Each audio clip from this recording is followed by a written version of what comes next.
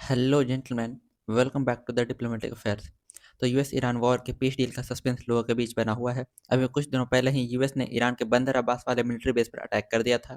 US ने अपने इस एयर स्ट्राइक में ईरान के ड्रोन और मिसाइल्स लॉन्चर्स को डिस्ट्रॉय कर दिया था। यूएस ने अपने इस एयर स्ट्राइक में ईरान के एक ड्रोन को भी मिड एयर में ही शूट डाउन कर दिया था।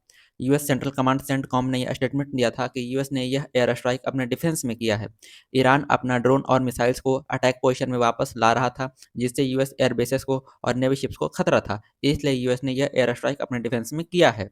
इसके बाद ईरान का भी रिप्लाई आया कि उन्होंने यूएस का एक ड्रोन शूट डाउन कर दिया है और यूएस का एक फाइटर जेट ईरानियन एरोस्पेस में एंटर करने का प्रयास कर रहा था। ईरान का इस तरीके का सॉफ्ट रिप्लाई लोगों ने बिल्कुल भी एक्सपेक्ट नहीं किया था।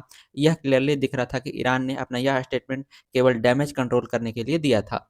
इस अटैक के बाद भी किसी भी ओर से सीज फायर वायलेशन नहीं बोला गया। अभी इस अटैक को केवल 3 ही दिन हुए थे कि यूएस ने अगेन ईरान के बंदर अब्बास वाले मिलिट्री पोर्ट पर, ईरान के माइन लेइंग बोट्स पर और ईरान के फास्ट अटैक स्पीड बोट्स पर अटैक कर दिया। यूएस के इस अटैक के बाद ईरान ने भी रिप्लाई में कुवैत में लोकेटेड यूएस के एक एयरबेस पर अपने मिसाइल्स और ड्रोन से अटैक कर दिया। तो सिचुएशन अभी भी बहुत ही ज़्यादा क्रिटिकल है। पीस नेगोशिएशन चल रहा है। हाँ, एक बड़ा कर्व आया है इस नेगोशिएशन में। जहाँ पहले यूएस पाकिस्तान को यूज़ कर रहा था ईरान से नेगोशिएट करने के लिए, वहीं अब यूएस पाकिस्तान के बजाय कतर के द्वारा ईरान के साथ नेगोशिएट कर रहा है। मतलब अब पाकिस्तान को यूएस कतर के साथ रिप्लेस कर रहा है। ईरानियन स्टेट मीडिया के द्वारा भी हमेशा यह क्लेम किया जा रहा है कि यूएस लगभग ईरान के सभी पॉइंट्स को एक्सेप्ट करने के लिए रेडी है। मतलब यूएस इस वॉर को ईरान के पॉइंट्स पर ख़त्म करेगा। तो अभी ये पूरा का पूरा सस्पेंस बना हुआ है कि मतलब किन पॉइंट्स को इस पीस डील में एक्सेप्ट किया जाएगा और किन पॉइंट्स को इस पीस डील में एक्सेप्ट नहीं किया जाएगा। तो दोनों कंट्रीज अभी स्टेटमेंट स्टेटमेंट खेल रहे हैं और वर्ल्ड इकोनॉमी का ह्यूज लॉस हो रहा है। वहीं बात करें ट्रंप की, तो आजकल के दिनों में ट्रंप का शनि उनसे बहुत ज़्यादा नाराज दिख रहा है। आप सभी यह बात जानते ही होंगे कि जब मार्को रूबियो इस बार इंडिया आए थे, तो फिर उन्होंने जो यूएस की बेइज्जती करवाई है, वो मतलब उसके बारे में हम लोग कुछ नहीं बोल सकते हैं। इंडिया ने जो यूएस की इस बार इतनी बेइज्जती की है, इतनी बेइज्जती की है कि इसे पूरे वर्ल्ड में देखा गया और इसे पूरे वर्ल्ड मीडिया का इस पे बहुत ज़्यादा भयंकर रिएक्शन आया। वहीं बात करें ट्रंप की, तो आजकल के दिनों में ट्रंप का शनि उनसे बिल्कुल भी नाराज़ दिख रहा है। आप सभी ये बात जानते होंगे कि जब मार्को रूबियो इस बार इंडिया आए थे, तो फिर इंडिया ने यूएस की जो बेइज्जती की है, उसे पूरे वर्ल्ड मीडिया ने देखा था और उसे रिकॉर्ड किया था और पूरे वर्ल्ड मीडिया में चर्चा का विषय बना था कि इस बार इंडिया ने किस तरीके का बेइज्जती यूएस का किया है। और सबसे बड़ी बात तो यह रही कि मार्को रूबियो का बयान। मार्को रूबियो से जब एक रिपोर्टर ने यह पूछा था कि यूएस से जो इंडियंस के ऊपर जो रेडिकल कमेंट्स आते हैं, हेट कमेंट्स आते हैं, तो फिर यूएस गवर्नमेंट इस मैटर पर क्या कर रही है? तो मार्को रूबियो ने कहा था कि हर कंट्री में कुछ स्टूपिड पीपल होते हैं, इंडिया में भी हैं और यूएस में भी हैं। मार्को रूबियो यहाँ पर स्टूपिड वर्ड लोगों के लिए यूज़ कर रहे थे। लेकिन ट्रंप ने जो इंडिया और चाइना को हेल होल कहा था, तो सभी लोगों ने ट्रंप को भी स्टूपिड बोलना शुरू कर दिया। ट्रंप के चाइना ट्रिप के बाद से मैं यह देख रहा हूँ कि यूएस लगातार डैमेज कंट्रोल करने का प्रयास कर रहा है।